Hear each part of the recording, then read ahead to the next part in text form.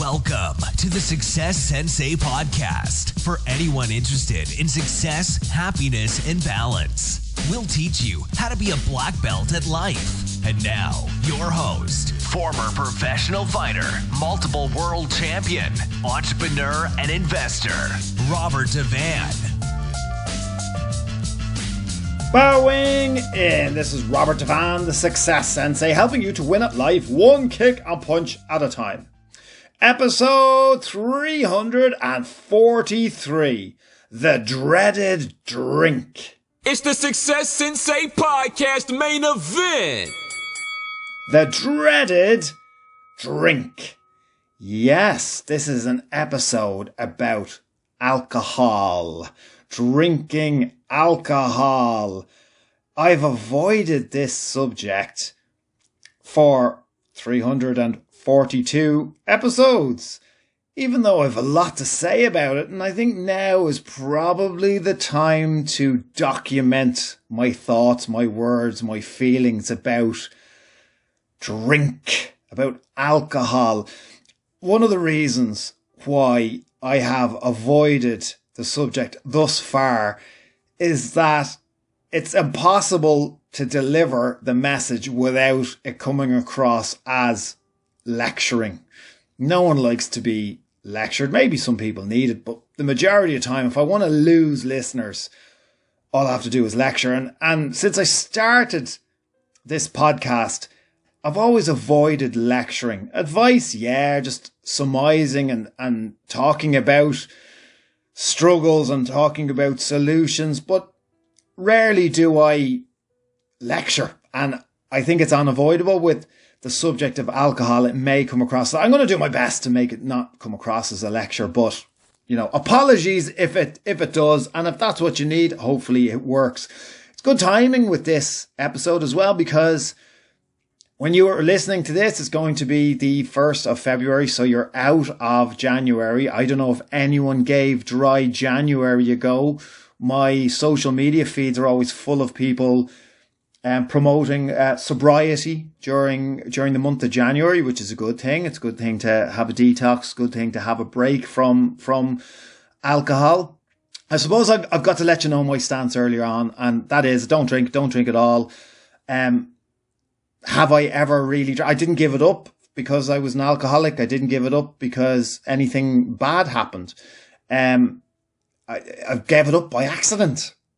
I started drinking like a lot of people early on when I was about 15. I wanted to be in with the older crowd, and that's when I experimented with alcohol. By the time I was 16, myself and a friend just gave it up for a couple of weeks. We'd had a few too many sessions, and keep in mind this is probably an era where rave and dance music, techno, trance, all that kind of stuff was very big. So there was plenty of opportunity to drink and do other stuff of which I never partook in. But alcohol certainly was there for underage drinking. Well, underage in this country. I don't know what country you're listening to this from, but you're not allowed to drink in Ireland if you're under 18. So at 15, I did. And at 16, we gave it up for 2 weeks, and I simply never went back. Now, I didn't not go back because I am so virtuous and, self-disciplined. It was a lot of different things fell into place. I was very involved in martial arts, and all of our best training, our squad training, team training, national team training, competitions, they were always held on a Saturday and Sunday, whether it was training or whether it was competitions. So the best training of the week took place on a weekend, Saturday, Sunday. So you wouldn't go out and drink on a Friday night if you're going to be training and competing on a Saturday, and you wouldn't go out on a Saturday night if you were going to be training or competing on a Sunday. And if you wanted to be winning lots of competitions, and I never developed the routine in my later years. I never got used to the taste of alcohol. Didn't like the taste of alcohol. And then I did in my 20s work all throughout my 20s, work in the pub and the nightclub and the hotel business, specifically as security. I have seen all sides of drinking. I'm not particularly fond of drunk people either. And I know people who are drinkers don't like drunk people when they're not drinking as well. So I'm sure you probably understand. Drinking is a drug, first of all. Let's go with that. And I know my story, by the way. Yeah, I meant to say my story because I never really drank. I had a little episode, I suppose, about a year. But because I never really drank, I know a lot of people may not be able to relate to my story. But I still think you're going to get something out of it. You're going to get my point of view, if nothing else. And maybe it will reaffirm why you need to look at your own drinking habits and your own relationship with alcohol. It is a drug. And it only, with all drugs, including caffeine, drugs, and by the way, I do partake in caffeine, a lot of caffeine. Anyone that's podcasting probably does. Couple of shots of espresso before they start their episode. It only ever increases. So I don't really know that many people who over the course of years and decades of constant drinking, it doesn't increase. Their capacity to drink increases. The units they consume increases. It takes a conscious decision. It takes a lifestyle change for it to go in the opposite direction. It's all too easy for it to increase. Now, alcoholism is pretty much in everybody's family, somewhere along the line. A lot of people think that only addictive personalities are prone to become addicted to alcohol, but that's simply not true. And if you're telling yourself that, you're potentially lying to yourself, thinking that, alcoholism is for alcoholics and there's no chance or opportunity for you to get carried away with your drinking habits. But if the circumstances were right, or if the circumstances were very wrong for you, you absolutely could become dependent on alcohol, especially if you're using it to help yourself, adjust or help yourself to get through certain difficult moments in your life. That's when you become very dependent on it. So any of us could become an alcoholic given certain circumstances. It is a dream killer. So there's a lot of, if you think about when people are out drunk, whether it's you, whether it's other people, the amount of bullshit and waffle that is discussed. I'm always more wary of people who dream while they're stone cold sober. People who make plans and goals and aspirations and have ambition and motivation when they are absolutely sober are a hell of a lot more dangerous than somebody who's doing it while loaded up with beer or spirits or what have you. A lot of dreams are just that, just dreams, just bullshit, just waffle, just talk, just wasted words, wasted energy. If you are using alcohol to overcome certain issues in your life, then it is stopping your growth. The growth is in you as a person, figuring yourself out and dealing with things while sober, whether it is, working your way and resolving problems, whether it is approaching somebody. The more you use alcohol for Dutch courage, as they say, to approach somebody, the more you're going to need it, the less you're going to be able to do to approach people, to talk to people, to communicate, without that alcohol. And that's where you become dependent on it, and that's where it's dangerous. It's gotten more and more expensive to drink. Anyone will tell you that, going to any of the pubs. It's a hell of a lot more expensive to drink. You are using energy from the next day or the next several days.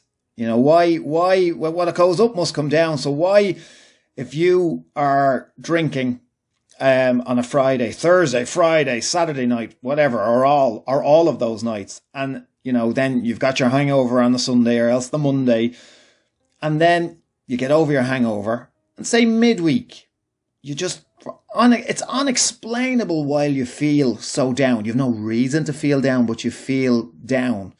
you feel slow, lethargic. Things aren't working out for you. You feel depressed. You feel anxiety. You feel nervousness. And you don't connect the dots because you think, the drink is out of your system. But that's absolutely a delayed reaction as a result of, weekend drinking. So if you don't like that feeling, have a look at your routine. Anytime there's any real trouble in your life or real problems, they're made worse. They're exacerbated by alcohol. So just look at, as I said, I've worked for many years in nightclubs and pub environments, and I can guarantee you that alcohol fuels so much trouble. It's you can't think properly. Your reactions are off. Your lack of control. If you like to feel in control of yourself, and believe it or not, we're happier when we feel like we have a degree of control over our lives. Yeah, you might temporarily feel happy in the moment when you're drinking because it's a distraction, but it's a false happiness that won't last, and you will pay the price. I'm not saying don't drink at all. I'm just saying beware. If you're one of those people that's able to have self-discipline to socially drink, by all means, it can be a positive in that, who doesn't want to be social? Since COVID, we all need to be more social. So there's still a lot of traces in people of strained social skills as a result of COVID. So we do need to be communicating more. Sometimes the setting is in a setting where, maybe a drink or two isn't such a bad thing. Maybe it can help your interactions. You shouldn't need it, and you should be able to do it without alcohol. But yeah, I'm not saying it's always bad or it's always right. I don't do that. But that's my choice. And as I said, I'm used to it because I never really developed the taste for it. I never developed the culture of it. I never, it just doesn't factor in my life. If I'm dying of thirst, I would never think of a glass of beer, a pint of beer or whatever, or it's not something I'm going to think of. I'm going to think of water. I only realized there recently that the triggers, like the adverts that trigger people's thirst for alcohol, like those ads that show the pint glasses with the I was going to say the steam, but with the condensation running down the glass, they trigger people. I didn't even realize it was a trigger because it doesn't even register for me. Yeah, maybe a pizza advert would register for me if I was hungry, but certainly an alcohol commercial doesn't trigger me at all. So I'm a little bit different than say other people who are well used to it. But all I'm saying is question it. There's many positive reasons not to drink alcohol. Don't just conform to something because you think it's the social norm. And even if it is the social norm, the drunken Irish is an awful stereotype that we want to get away from. And yet so many people fall into that bracket. So it doesn't have to be you. You can absolutely, maybe drinking suited you in the past. Maybe you need to, reevaluate your relationship with alcohol. But it's like this. If you weren't doing the drinking that you're doing, would you be more effective? If the answer to that is yes, then come on. Would you be more successful? Is it helping? Is it hindering? Are you over-reliant upon it? Do you need it? Is it turning your goals and plans into dreams? Are you only dreaming when you're drinking? Are you only communicating, with other people when you're drinking? Are you only having fun when you're drinking? Are you only really your true self when you're drinking? You really need to evaluate these questions and figure things out going forward. I think it's a lot more popular now to admit that you're not drinking or that you're off alcohol for a while. Years ago, you were considered a right outcast and a right weirdo if you didn't drink. And it absolutely was held against you. You were considered very strange. It wasn't the norm at all. Now it's fairly normal. And the fact that the drink driving laws are so strict now makes it a hell of a lot easier because you can just use the car as, the excuse for not drinking. I've heard all kinds of excuses for why people drink. Oh, you know, you have to be sociable, you have to stand there. People don't know what's in your glass. If you have a glass of lemonade, 7-Up I was going to say, and then I thought maybe people won't know what 7-Up is, but lemonade, clear, liquid, who knows if it's vodka tonic, like, who knows? No one's really going to know. It's no one's business anyway. So you can't use, you know, the fear of what other people might think or the fear of other people might say, you know, to stop you from doing what's good for you. Now is the perfect time to be evaluating it, especially now that we're outside of dry January. You give it a go. Give up drink for a while, or certainly cut down on drink for a while. See if there's any lifestyle improvements. See if there's any mental health improvements. If there are any, you know, physical health improvements. How's your energy levels? How's your sleeping pattern? How are you going to resolve more problems in your life? You're going to become more successful. There's loads of reasons. It's not as normal as it's normalized, especially binge drinking. And all the other associated, I haven't even gotten into the problems that arise from, you know, drink. I'm sure you know already. There's many things happen as a result of drink. I leave it up to your imagination. Stuff that doesn't need to happen. Stuff that could be avoided. Stuff that's going to be regretted in the future. Have a think about it. Let me know what you think. I still don't know whether I should have recorded an episode at all about drinking when I don't really know much about drinking now at this stage. So I'm absolutely biased. But another reason why I did was because I thought at this stage, this is episode 343. I do want my kids to be able to listen to the episodes. My poor kids and my stance on drinking. How, like, oh my gosh, how are we ever going to navigate through that, through the teenage years, of which I'm a good few years off yet? How am I going to navigate those years with the children? So at least I've got this episode that they can have a listen to. And whether they choose to dismiss what I'm saying or not, at least they've gotten that side of the story. They've gotten my version anyway. Right, that's enough. I'll leave you alone. Message me anytime. And give me any feedback. That would be great. Thank you for listening. I'm Robert Devane, the Success Sensei. Life is a fight you can enjoy and win. Bowing out.